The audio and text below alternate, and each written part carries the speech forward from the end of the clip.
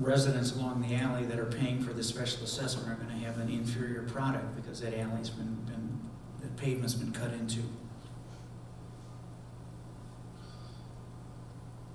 Commissioner Toles. Again, this took place in another instance that I was involved in on Cross Lanes, where they had a resident that their sewer failed. They dug it up, and the house next door was tapped into the same line that they ran out into the street. And I think that's where the problem is in this ordinance. Again, it's saying if there's another building, additional building on the property. So what happens if you have an unattached garage that has a drainage system in it? So that's got to have a separate sewer line? It doesn't make sense. I think this was trying to prevent, just like that instance on Cross Lane where you had a house, and instead of digging up the street again, they just tapped over the other house on a line and ran it into their line. So when that lady had to replace her line, they had to disconnect the other line next door, and they had to run another line. And I think that's the purpose of the ordinance, but the way that ordinance reads, it says any other building, if I'm not mistaken, what you read. I think we're talking about now about two different things, though. I mean, I understand your concern, Commissioner Toles, that you have maybe a problem with how the ordinance is written, but I think Tony's motion is about providing an exception for this one household. I understand that, but again, we're back to the ordinance. Right. That's not clear and doesn't make sense.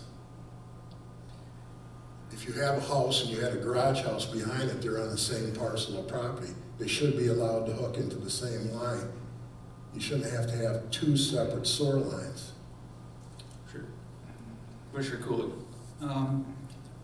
I can understand in most situations why you wouldn't want two buildings hooked up to the same sewer line, that I'm paying the bill and something happens and you're tied into that sewer line, you're my neighbor. This is one property. The property can never be split because of the zoning ordinance. You'll never be able to have one owner in the front and the garage apartment in the back on separate ownership, because the zoning ordinance will not allow that sort of a split. I don't really know how they're billed, whether they're billed to the renters or billed to the property maintenance company that manages it, but at this location, you know, the problem is we write an ordinance that's good 99.9% of the time, and then you get the, here's a potential problem. And as Commissioner Toles would say, sometimes common sense needs to come and say, we need a tweak here, and the ordinance has the exception in there that allows the manager to grant an exception when it's appropriate. And I think this is a time when it would be appropriate. Commissioner Lalone. What we're deciding right now is just to have Nancy look into it, right? It's not up to us as far as whether anyone gets an exception. It's up to Nancy, correct? We're just asking her to look into it. If we decide we want Nancy to look into it and make an exception. No, we're not telling her to make an exception. We're telling her to look into it and see if it's appropriate to make the exception. We're not saying, Nancy, this is the exception, do it. We're saying, Nancy, look into it and see if it's appropriate. And I think the intent is that every building has its own sewer line, so that if I live in one of the buildings and I create problems in my sewer line, the person in the other building isn't impacted by that. So everybody's responsible for their own sewer line is the intent of it. And when we've considered exceptions to this in prior circumstances, it's typically been the property owner coming to us and asking for an exception and justifying why they think that exception should exist for them to be able to share a sewer line. I don't know obviously there's one property owner here, but it's two different rental units with two different renters in those. So we can certainly look into it, see what the justification may or may not be to share a sewer line, and evaluate it based on the other exceptions we may have made in the past. But we would need to make sure the property owner is interested in asking for the exception as well. Commissioner Kulik.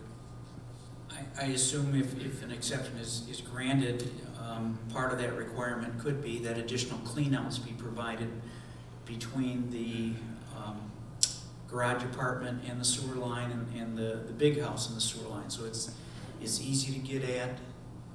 If you get a plug down there, you can jet it out or router it out or whatever it is, and solve that problem that, you know, I'm not dumping Pampers down there and plugging it up on everybody.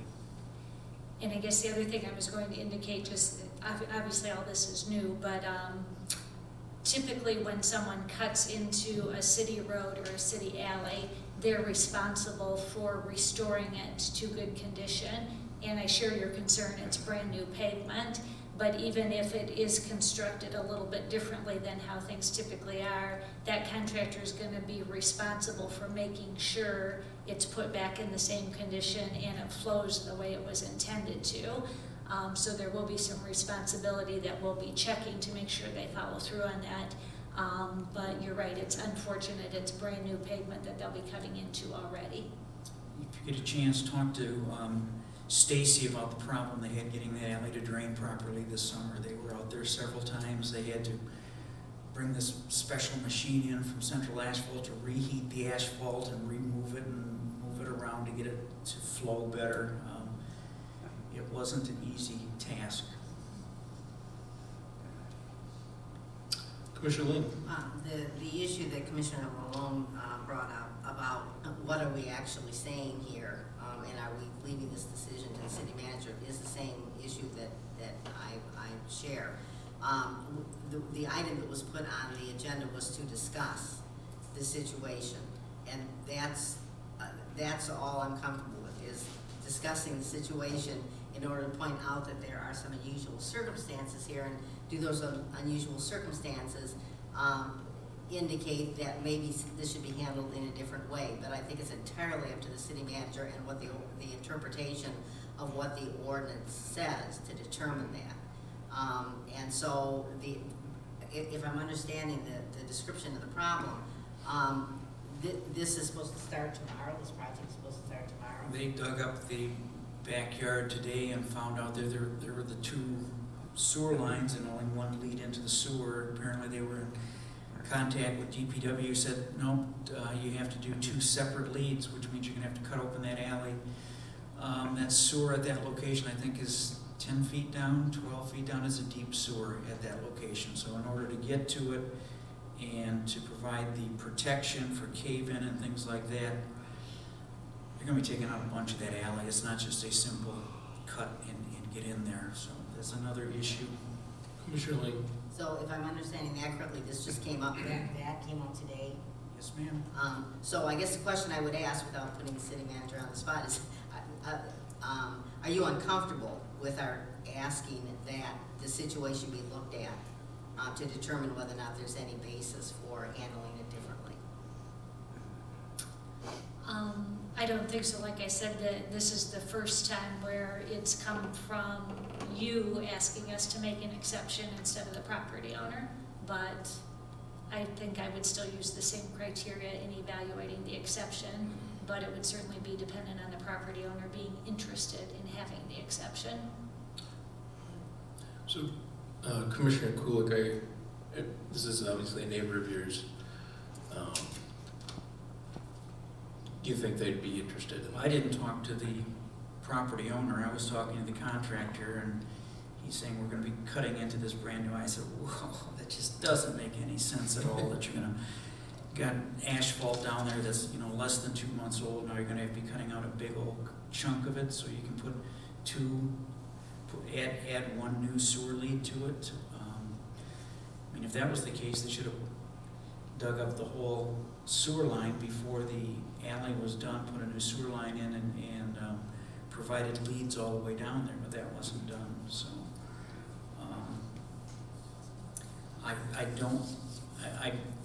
my gut feeling is it's going to be cheaper for the property owner behind me to just have that one lead with a Y in it and maybe some additional cleanouts than it is to cut open that alley and be responsible for repaving it, compacting it, repaving it, getting it to drain properly, coming back in the spring after everything settles and it's all out of whack again and patching it again and re-leveling it, that could get real expensive real quick.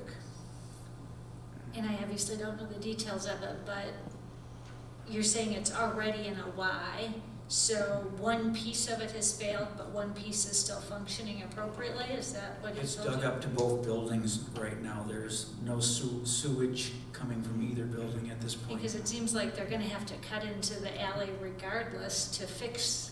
No, the lead coming from the sewer in the alley is back beyond the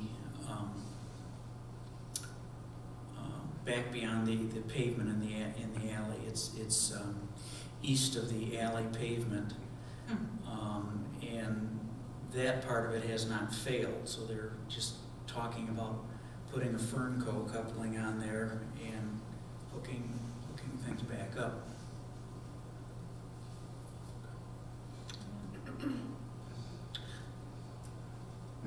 Vice Mayor Gillis. My concerns, Manager Ridley, is setting precedents, being that a commissioner brought this forward rather than the homeowner. It may look like some sort of favoritism. I know the alley, when it was done, it came in over budget, and the city absorbed that over budget rather than redistributing the assessment to the property owners. I don't know if any other commissioners recall that. So we've already done over and above a favor to those residents by covering the extra costs when the assessments didn't cover that contingency and it came in over budget. We absorbed that, and I don't want it to look like we are doing something different for one homeowner that may be located right next to a city commissioner versus someone else that may have the same situation. And I do believe that if we continuously make adjustments or exceptions to our zoning ordinance, we're kind of chopping it up for some people and not others. If the contractor cannot find a way to accommodate the flow that is working now by cutting into it, we need to get a new contractor. So we should be able to, there's going to probably be someone in that alley that's gonna have that same situation. They're gonna ask for the same consideration and allowances that we are now giving this homeowner, who unfortunately is not asking us. It is a commissioner that's asking the manager. We don't have a ZBA that addresses this, and as the ordinance is written, it is just by the manager. It is not part of the zoning ordinance, Or Vice Mayor. This is the sewer the ordinance. sewer ordinance. So it doesn't go to a ZBA, and we don't go to the sewer committee that. There is a sanitary sewer board of appeals, but for whatever reason, the way this section of the ordinance is written, it allows the city manager to make an exception instead of going to the board of appeals. I don't know the history of why that is. Okay, that's what I thought I remembered. Commissioner Coolidge. There is one other garage apartment on that alley. That garage apartment was rebuilt 2 years ago before the alley was repaved.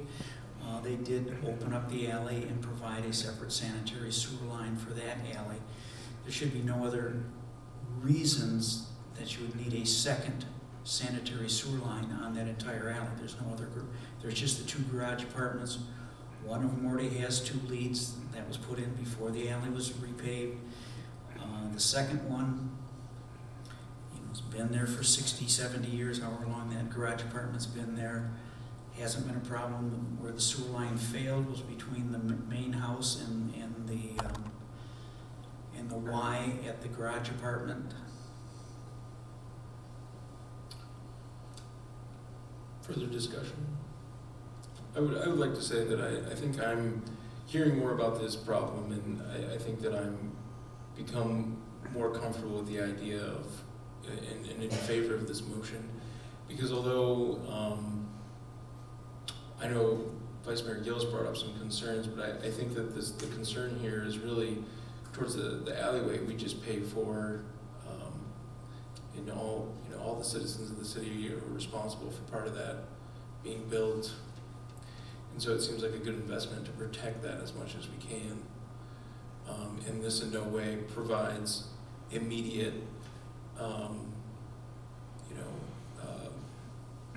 immediate solution that necessarily they're going to get an exception. This is just saying, look into it. And so I think I'm comfortable with allowing the city manager and staff to look into this issue and say whether or not an exception should be allowed.